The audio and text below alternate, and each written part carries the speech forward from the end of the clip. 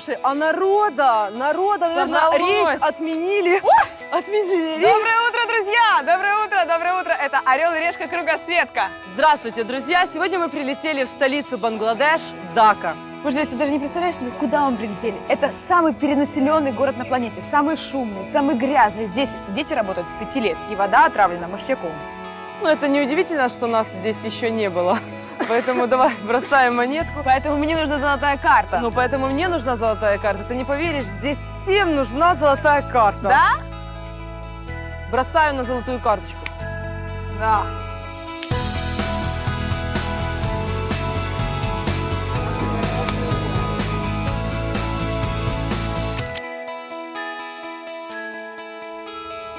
Да что ж ты будешь делать-то? Видели? Без подставы, без подставы. Золотая карточка, честно, перешла мне в руки. Да зачем она тебе здесь? Ладно, я. Вот мы с ребятами гулять пойдем сейчас. А ты-то что здесь будешь делать с золотой картой? Я улетаю. Куда? В Таиланд. А я? Куда улетаю? Можно я, подождите, улечу? Пожалуйста, не надо, не трогайте меня. Дака – это настоящая шокирующая Азия. Белого туриста сюда поганой метлой не загонишь.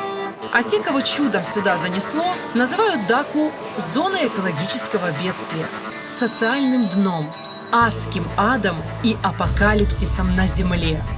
Кажется, этот уикенд будет чертовски увлекательным.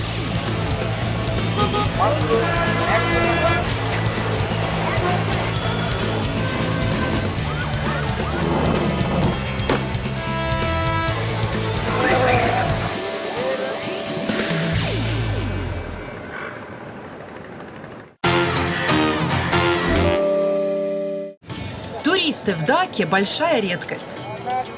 Поэтому на белого человека здесь смотрят как на инопланетянина. Единственное, что может отвлечь внимание толпы от туриста – дорогой автомобиль. Спасибо. Thank you very much. Давайте, заберите меня отсюда, пожалуйста. Это как нам увидеть вблизи космический корабль. Даже если это всего лишь подержанный BMW. Лучше него в Даке больше ничего не арендуешь.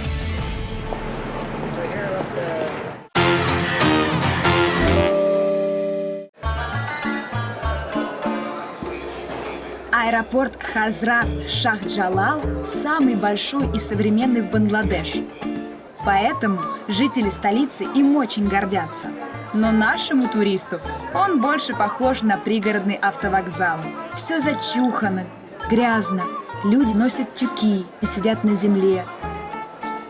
В общем, не Рио-де-Жанейро. Обменяв $100 на 7832 местных така, я решила наконец-то добраться до города. Excuse me. Hello. Could you tell me where can I find bus? There straight? Far from here? Но оказалось, что в Даке никто не знает английского языка. Они меня не понимают. Чего вот я буду толкаться в душном автобусе? Это привычка дурацкая выработалась. Если у тебя $100, значит, ты должен экономить. Здесь, в Бангладеше, со своими 100 баксами я практически миллионерша. Поэтому вот могу себе позволить местное такси. 1-4, yes. 1-4. 114 lakhs take. Я его не понимаю. 1-14, ты меня запутал. 1-4-0. No. 1-4. 1, 2, 3, 4, 5, 6, 7, 8, 9, Yes. 10, 11, 12, 13, 14. Кроме того, у местного населения есть стереотип. Если белый, значит несметно богатый. Maybe you want that I buy this car? Yes. No, I just need to you to drive me to the center. Okay, it's 1000. О, как было долго это! Я же не спрашивала, сколько стоит Грикша. Я спросила, сколько доехать. Your center is 1000 higher. 1000? Maybe 500. No. А если белый торгуется, значит он не только богатый, но еще и жадный. Не готова потратить 1000 така. 1000 так, это 7-я часть того, что вообще у меня есть. Окей, 400, окей. Довези меня, главное, туда, куда надо. С Богом. Ой, боже, колени не вмещаются. Боже, жесть какая. Я как будто в какой-то клетке, как обезьянка, которую везут по городу.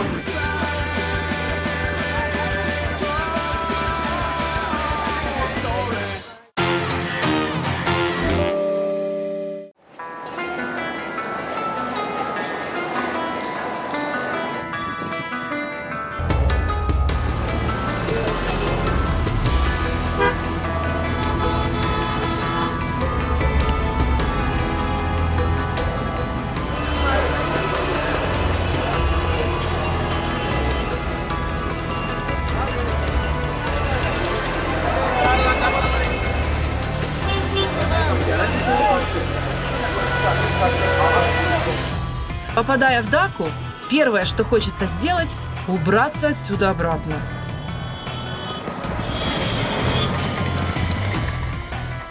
Дака – это самый густонаселенный район Земли. На маленькой территории здесь проживает 15 миллионов человек. Только представьте, 18,5 тысяч человек на 1 квадратный километр. Людей просто тьма. Всего этого транспорта на дорогах тьма. Дака – это самые масштабные пробки и неимоверный хаос на дорогах.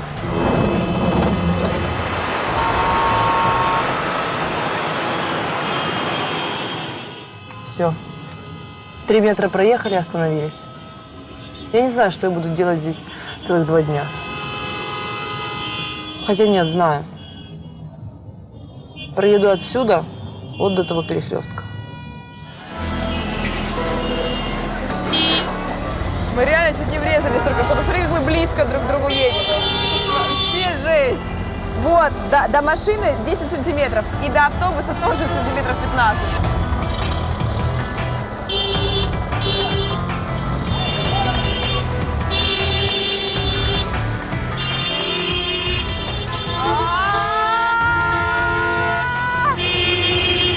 Что-то они так сигналят-то, господи! Боже, ну вот как так можно ехать? Суровый Бангладеш, просто ад какой-то. Дака – это самый грязный город мира. Уровень загазованности здесь превышает норму в десятки раз. Воздух такой тяжелый здесь. Вроде не в горах, а дышать очень тяжело. Прям такой спертый, такой вот гнилью пахнет. Дака – это самый бедный город на планете. Здесь миллионы безработных и людей, зарабатывающих не больше $1 в день. Зарешочные рикши – это, конечно, не очень приятно, но зато это безопасность. Потому что здесь, в Бангладеше, очень часто воруют. Особенно у белых туристов.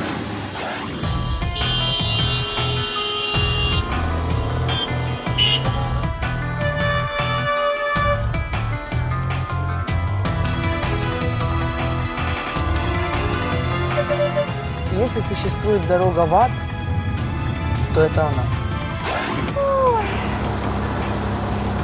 Чувствую, будет здесь весело. Ой, как весело.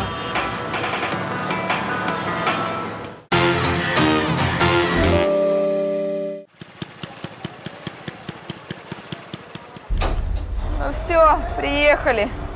Привет, Дака. Я выхожу.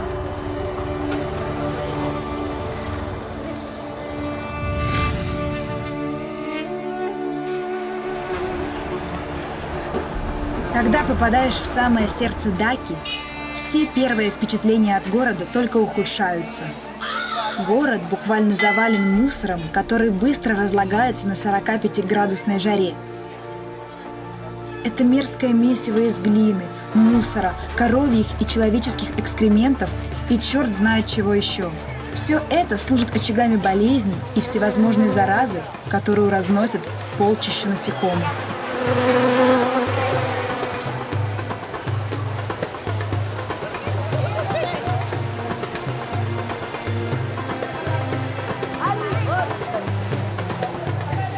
Здесь детей до 10 лет не регистрируют вообще. Из-за того, что очень велика вероятность того, что они не выживут в таких условиях. Средняя продолжительность жизни здесь 35 лет. Врачей немного, 1 на 5000. Но этого числа достаточно, ведь пользоваться их услугами все равно могут себе позволить лишь единицы. А вот и местная достопримечательность города – водопад. Это, конечно, вам не водопад Виктория, но зато здесь содержится вся таблица Менделеева. И еще, возможно, 10 неоткрытых элементов. Меня сейчас тошнит от запаха.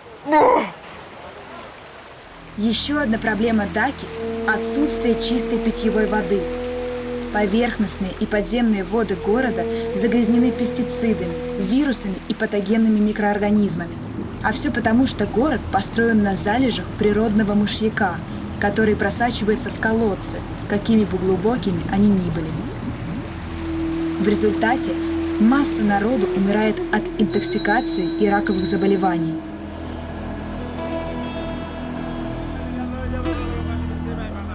Ходить по Даке еще тяжелее, чем ездить.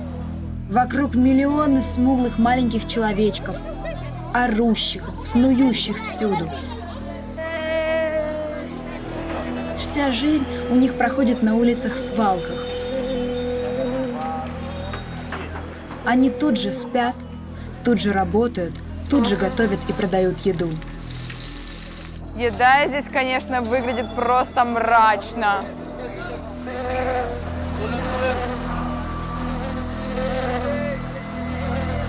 Ну, буду питаться мандаринками, бананами.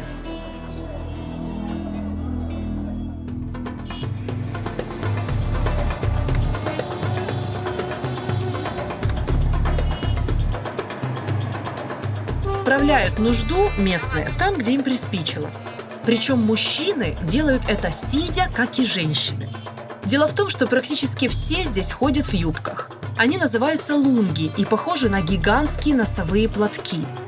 У такого балахона нет ширинки, а задирать его считается неприличным. В общем, пока что Дака – это какой-то трэш, жесть и мрак. Все, что в городе есть яркого, это волосы и бороды большинства мужчин. Тут их красят в рыжий цвет. Местные мусульмане верят, что посланник Аллаха велел им это делать, чтобы отличаться от верующих других религий.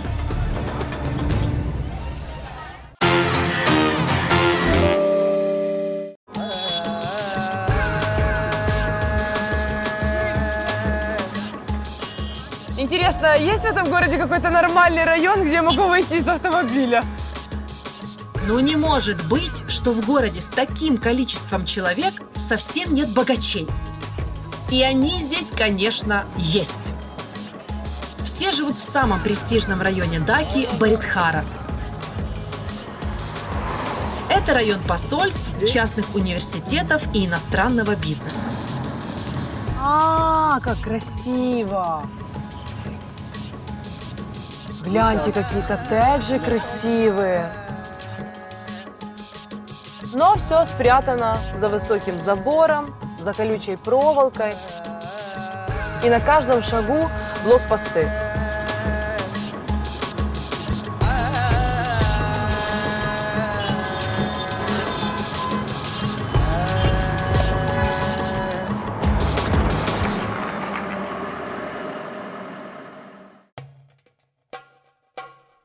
Посреди района находится живописное озеро.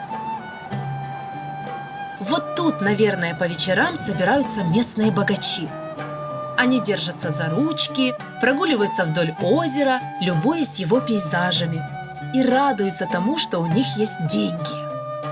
И вроде бы все хорошо. И прогуляться есть где. Озеро. А вонь такая, что невыносимо просто дышать. Тут невыносимо дышать. Куда? Там, оттуда несет, то ли оттуда несет. Откуда ж несет, непонятно. Пахнет, как 15 миллионов протухших яиц, знаете, причем страусин. Я предлагаю срочно эвакуироваться в машину.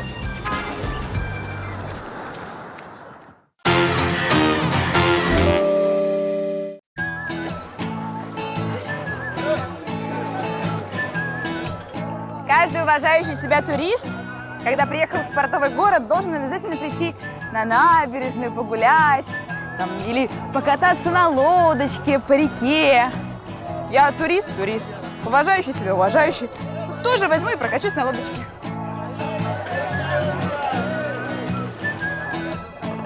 Мне аж сюда становиться страшно, в эту лодку.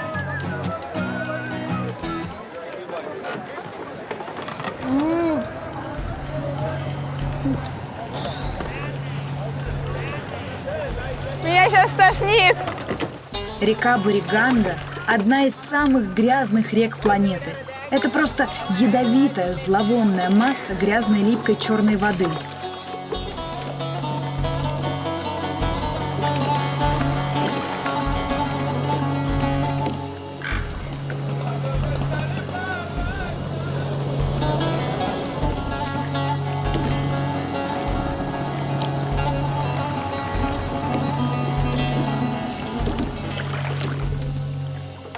Вообще жесть, чего здесь только не плавает.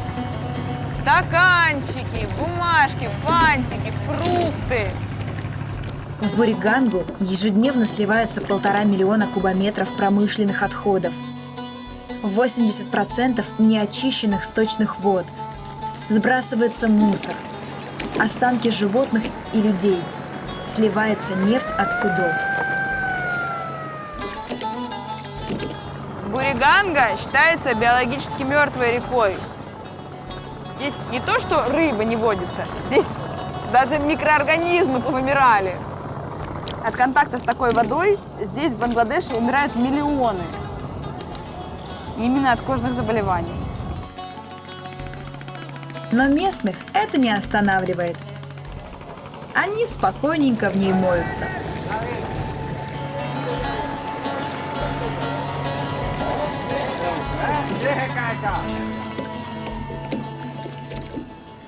Несмотря на всю эту вонь, грязь, на количество отходов в реке, местные считают очень романтичным прокатиться на лодочке по Буриганге. И даже очень часто можно встретить двоих влюбленных, которые целуются, когда меня тошнит. После такого мини-круиза по реке чувствуешь себя провалившимся в дырку общественного туалета.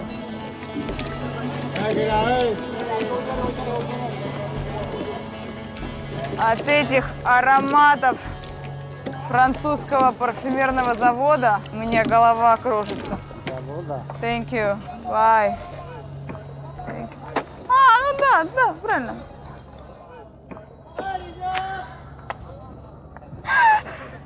Этот трындец просто взял и выбросил. А почему нет? Там же и так напачкано.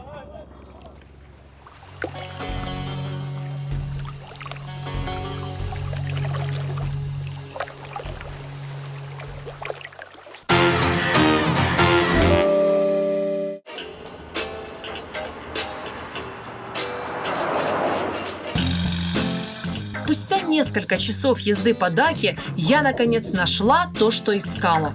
Hello. Thank you. Говорят, что это самый безопасный отель, а еще самый дорогой и самый уединенный. It's okay? Все самое для самых. Отель «Рэдисон» в Даке. Это огромная территория со своим садом.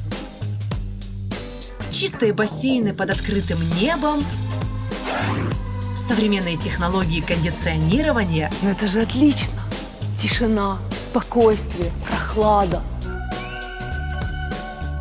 И транспортировки постояльцев. Ну что ж, посмотрим, как тут выглядит самый дорогой номер. Так, где этот? The best room.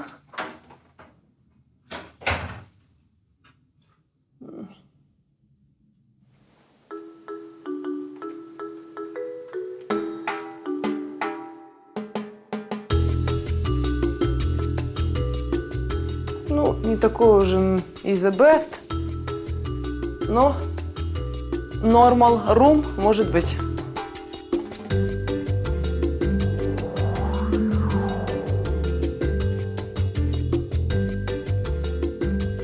Bedroom normal. Как видите, нормал ванная, санузел тоже нормал.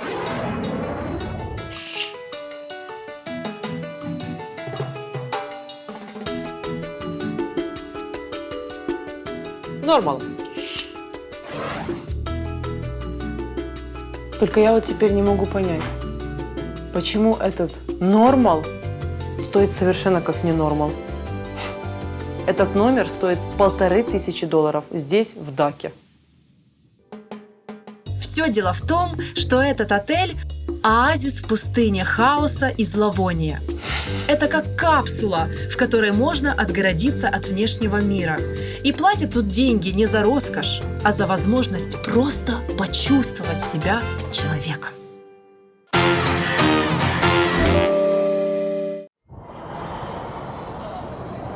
Блин, ни одного мусорника на улице, кроме самой улицы.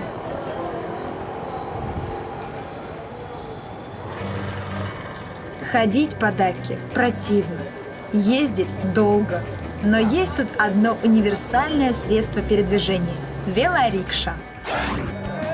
Рикши делятся на два вида. Обычные и тюнингованные. Конечно же, я возьму тюнингованную. Excuse me? Велорикшу можно смело назвать символом Дакки и даже разместить на гербе города.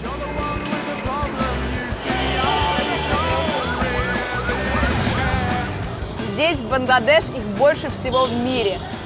По официальной статистике 400 тысяч. Это просто очень удобный и дешевый транспорт. Иметь в Дакке машину или даже моторикшу может не каждый. Топливо тут не дешевое, а для велорикши нужны только крепкие ноги и здоровое сердце.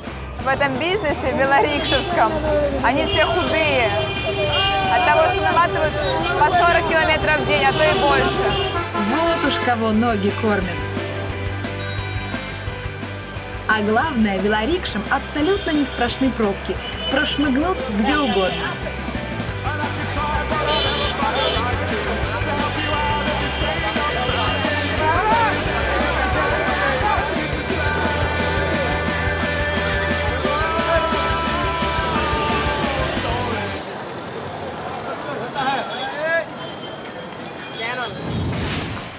Но велорикша в Даке – это не просто удобное средство передвижения.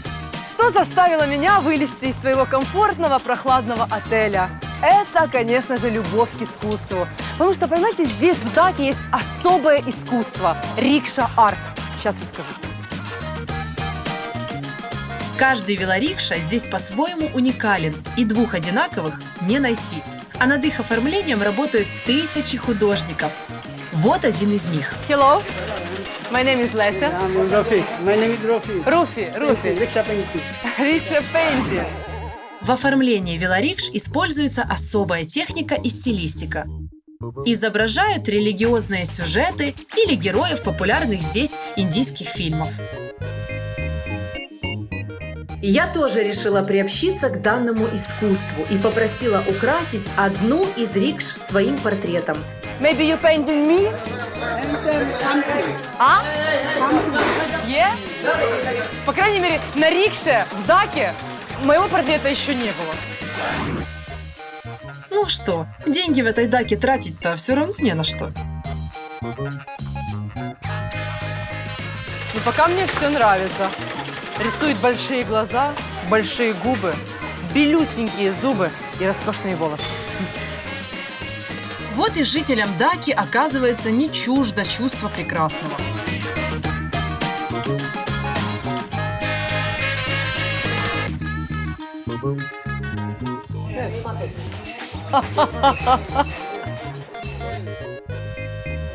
It's very beautiful. Thank you. Конечно, лицо чуть перекосило. И зубы. Ничего страшного. Кто заметит такую мелочь?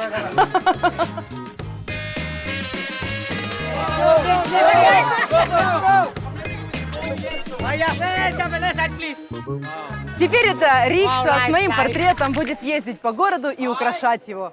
Хотя что тут украшать? Тут и так все очень красиво.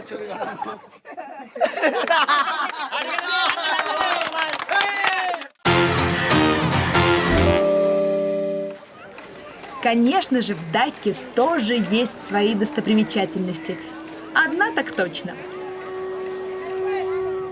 Ну, наконец-то! Наконец-то здесь есть красивое здание!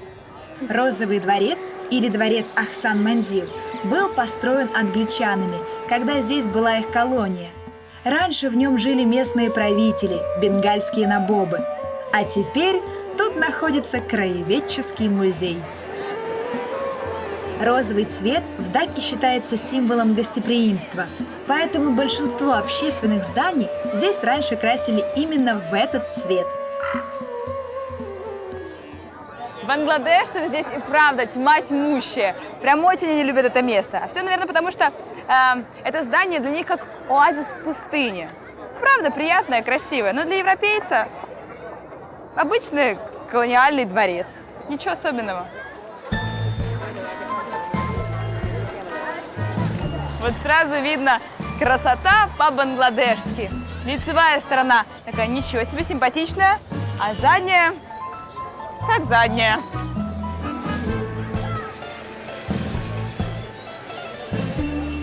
Вот странный народ, конечно. Единственная достопримечательность в городе, и то загадили. Сидят все просто парочки, мило улыбаются, обнимаются. Ну, может, им просто так комфортно в этом мусоре. Чувствуют себя как дома.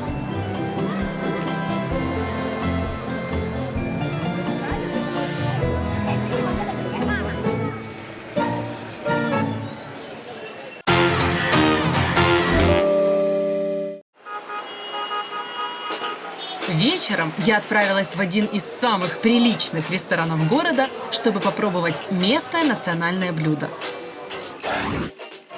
Hello. I know what I want.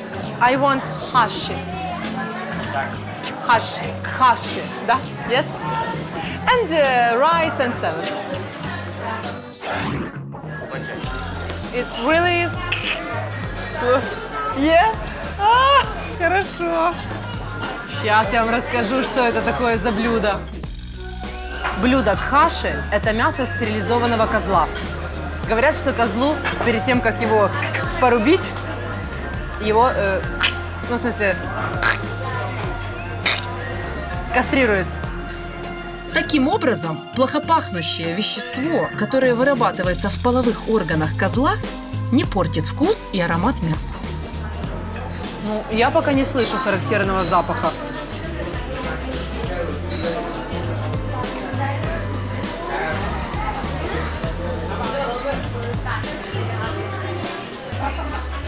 Вкусно. Вкусно. Мясо мягкое. Такое протушенное. В специях. Островатых специях. А мясо совершенно без запаха. Очень вкусно.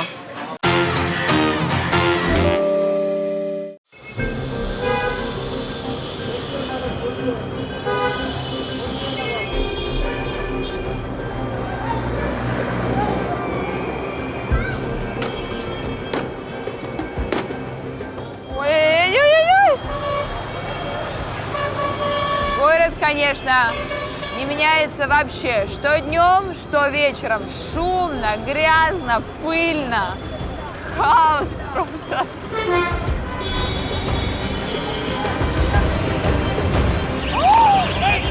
Только что подбежал ко мне чувак и оторвал цепочку. На мне прямо разорвал. Вот теперь я понимаю, почему решетки на этих моторикшах. Только опускается мгла, сразу же вся преступность, все воры вылазят наружу. Надо снять браслет, потому что с рукой вместе снимут. В такой стране одной со $100 вечером становится просто не по себе. Хочется закрыться в гостиничном номере и сидеть там. Только для этого сперва надо бы найти гостиницу. Боже, как же я благодарна золотой карточке за возможность спать на этой прекрасной постели, на чистых, накрахмаленных простынях и в абсолютной тишине. Гостиница, в которой я забронировала номер, называется Contemporary Heights. Надеюсь, я не ошиблась в ней, как в этой вечерней поездке на рикше. I made a reservation for room, the cheapest one. Yes. Yes? You can now check in to the room. You're most welcome. Thank you very much. Thank you. Как я хочу красивую постель, чистое полотенце и душ. Пожалуйста, пожалуйста.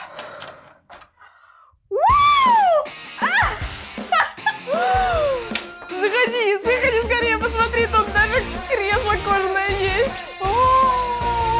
И пахнет, и кондиционер, и все есть у меня, и даже чайник. Даже чайник с чаем есть. Вот он, чайник мой хороший. Тра-та-та-та-ри-ра. Ту-ту-ти-та-та-ра-да. Душ.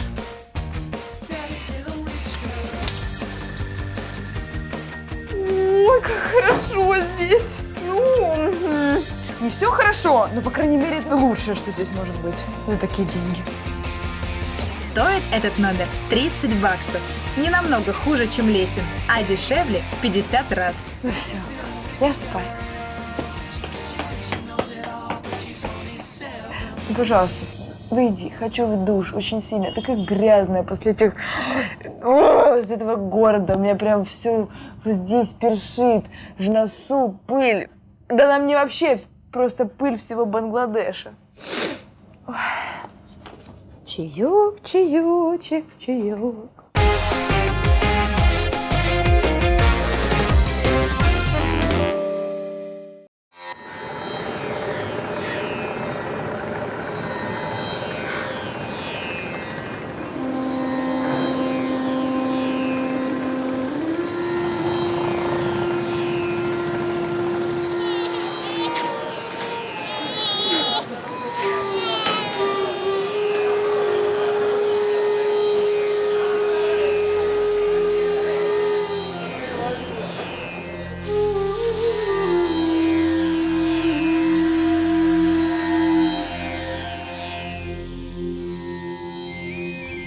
Да, лучше оставим так.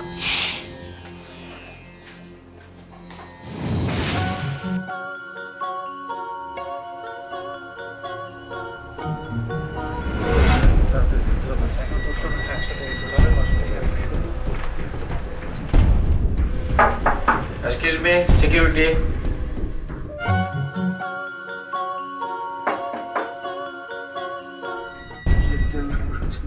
ঠিক আছে, let's see.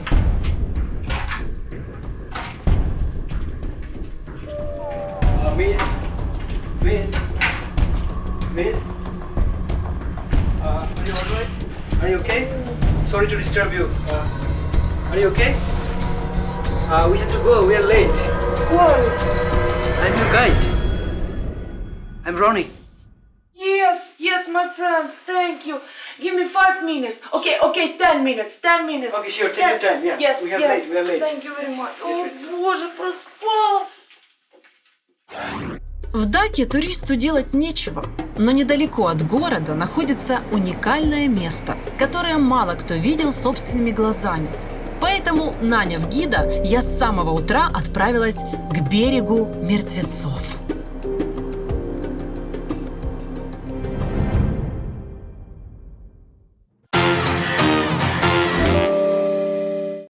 С утра я решила купить себе еще фруктов. И внезапно наткнулась на странного человека, который пил какую-то слизь, не поднося стакан ко рту, как будто бы втягивая в себя макаронину. Что он делает? Кажется, что это какой-то фокусник, но на самом деле это местный продавец коктейлей. Коктейль тут делают из мякоти алоэ, которая для сладости замачивается с корнями лакрицы. Could I ask you to give me this? Yes. Я тоже решила попробовать этот чудный напиток. Сначала быстрыми движениями коктейльщик счищает мякоть алоэ в стакан, добавляет туда настойку лакрицы, плюс несколько разных сиропов и пряностей, происхождение которых он решил оставить в тайне. Ну, накрутил! Потом все это тщательно перемешивается и... Коктейль готов. Thank you very much. Thank you. Долг ведущей, конечно, обязывает меня попробовать этот напиток. Но, ой, я как вспомню ногти, которыми он чистил алоэ. Друзья, мне еще полмира предстоит объехать. Я не могу так рисковать. Не смогу это выпить. Я извиняюсь. Можно я кому-то подарю? Можно? Хотите?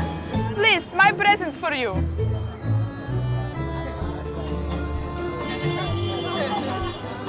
Delicious. Да? Yes? Что-то я не вижу на вашем лице радости. Я поняла. Спасибо. Спасибо. Вы меня спасли.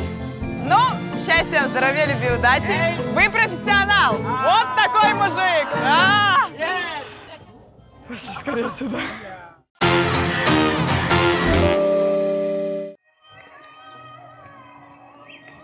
Ага. Вы знаете, друзья, Бангладеш, к сожалению, не может нас удивить шикарными курортами, но зато он постоянно удивляет реальной жизнью. Тут так вот, как оно есть. И я сейчас направляюсь в место, которое называют берегом мертвецов.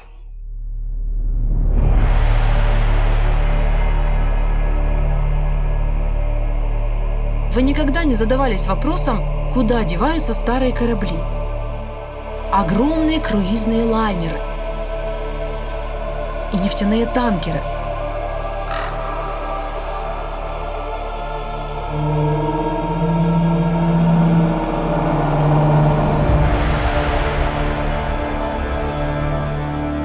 Так вот, их все буксируют сюда, в Бангладеш. Масштаб и вид этого места напоминает кадры из фильма об апокалипсисе.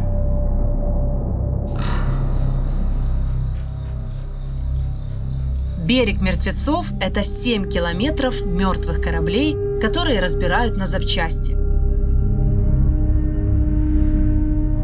Вот раньше ходили огромные гиганты, а сейчас лежат вот здесь с распоротыми брюхами.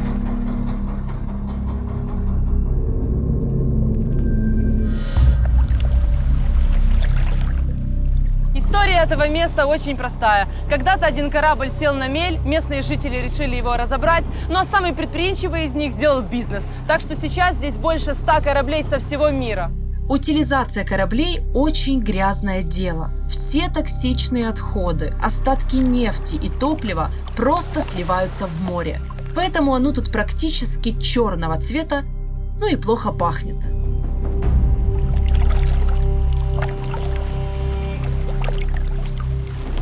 Для того, чтобы это сделать законно и безопасно, нужно потратить сумасшедшие деньги.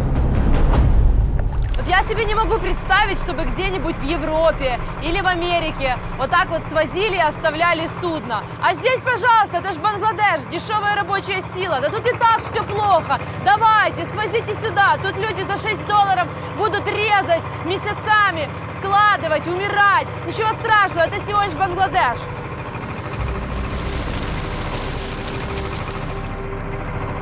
Страшно просто.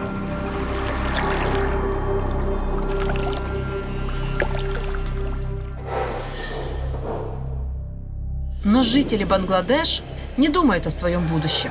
Если они не будут этого делать, то и будущего у них не будет.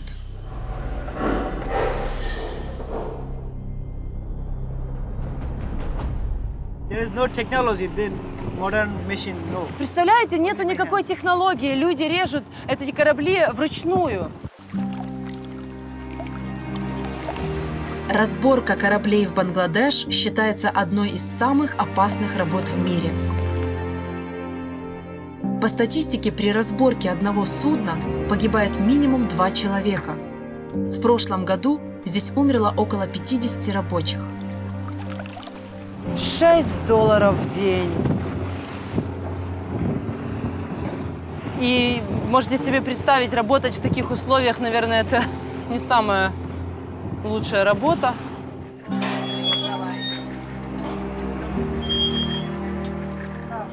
Hello. You're working here? Why they are not set something for their chef and will take more money, you know? Okay. Are getting very rich, but we are very, very poor. And we have no option, you know. We cannot say anything to our owner.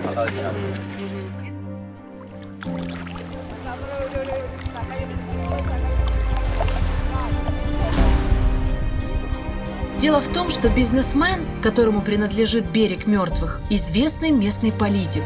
Поэтому жаловаться этим людям просто некуда. Теперь понятно, почему это место называют берегом мертвецов. Оказывается, здесь умирают не только корабли, но и люди.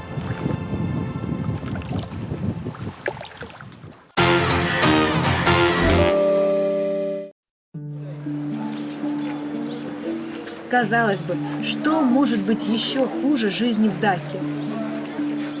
Только жизнь в трущобах Даки. Да, в городе, который сам похож на свалку, есть место, где дела обстоят еще хуже. По статистике, 10% населения Бангладеша живет вообще на улице, без дома, без какой-либо крыши над головой. Это только официальные данные.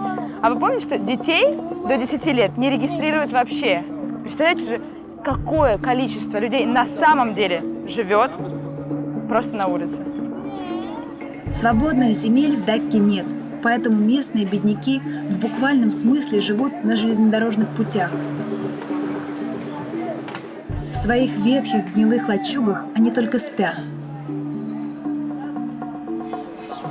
Целый день они проводят здесь же, на рельсах. Торгуют, играют, устраивают семейные разборки, готовят еду.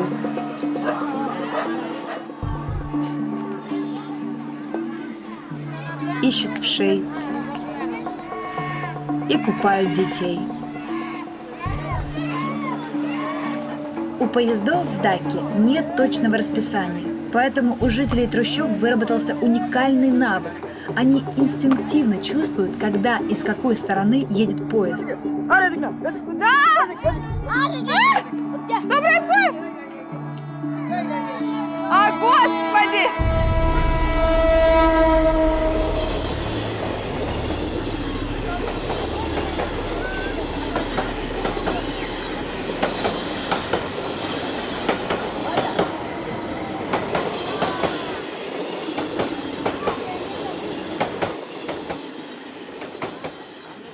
Тут реально страшно жить. Просто за секунду можно попасть под поезд. Потому что если поезд вдруг раздавит какого-то человека, он не остановится, а проедет дальше. Вот так и живут местные всю жизнь на путях. И все у них путем.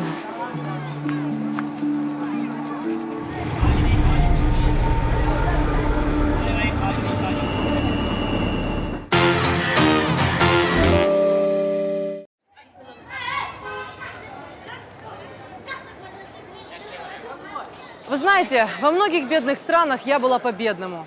И насмотрелась на этот трэш, на эти трущобы. А здесь, в Даке, у меня золотая карточка, и поверьте, лучшего способа потратить деньги я не нашла.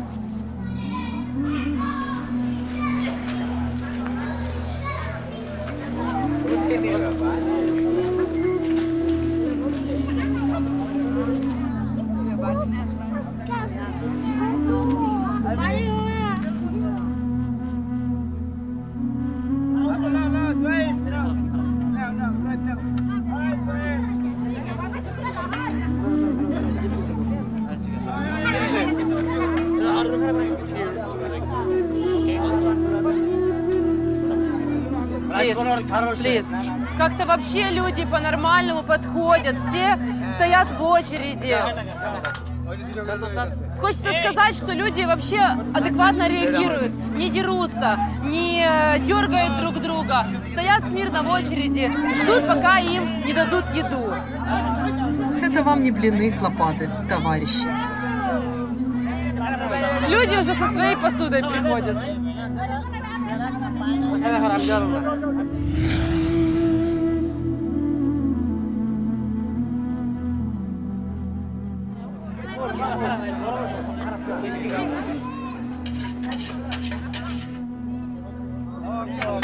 Всем хватило?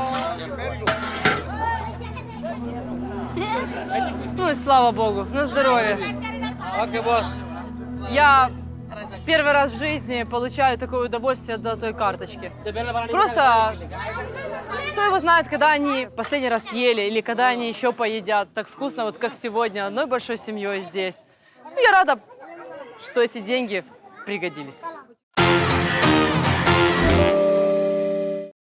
Уважаемые любители трэша, как и обещала, прячу для вас бутылку здесь, в Даке. Пожалуйста, прилетайте, забирайте свое вознаграждение, поспешите. Для того, чтобы найти наши $100 в Даке, проедьтесь по дороге номер 27. Поверните на аллею Гулшан-Лейк. Возле озера сверните направо. Потом пройдите 20 метров, и под второй пальмой в корнях и спрятан наш клад. Удачи!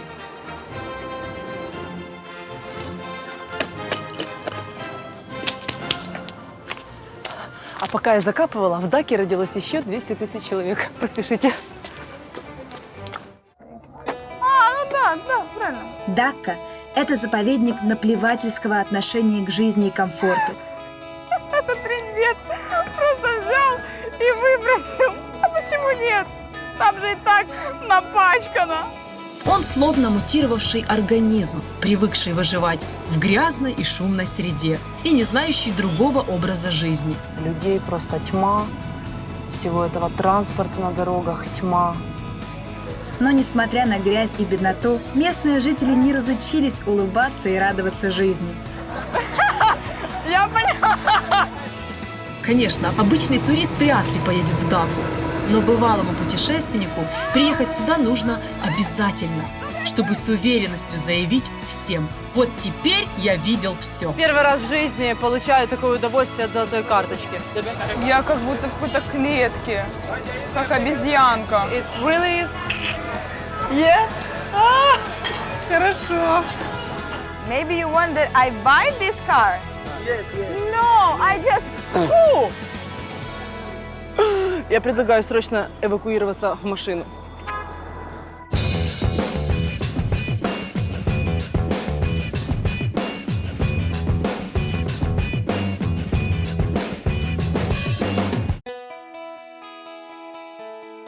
Здравствуй! Как ты? Ну я... Рассказывай. В общем, я считаю, что этот город абсолютно не приспособлен для туристов. Но сюда стоит приехать тем, кто любит сетовать на свою жизнь, чтобы они наконец-то поняли, что их жизнь – это сказка. Ну а если вы все-таки решите сюда приехать и не будете знать, куда потратить деньги, я знаю отличную точку, где продается рис. Поехали, Рис, тут так уже кусают комары. Хочу быстрее. Кстати, и захватите с собой баллончик от комаров, а то у нас с Парашют. Региной сейчас вот такое лицо. Быстрее, Вы просто не замечаете, потому что фотошоп. Это вот такое лицо, потому что здесь кожные заболевания очень распространены. 14-й точкой нашей кругосветки станет самый крупный остров Таиланда – Пхукет. Поехали! Здесь мы покажем, как огромный слон потоптался по лесе. Здесь Регина будет искать, пожалуй, самый красивый и уединенный пляж в мире. Ой-ой, откуда столько людей? Это же таинственный остров. А Леся отважится съесть народную артистку Таиланда. Ребята,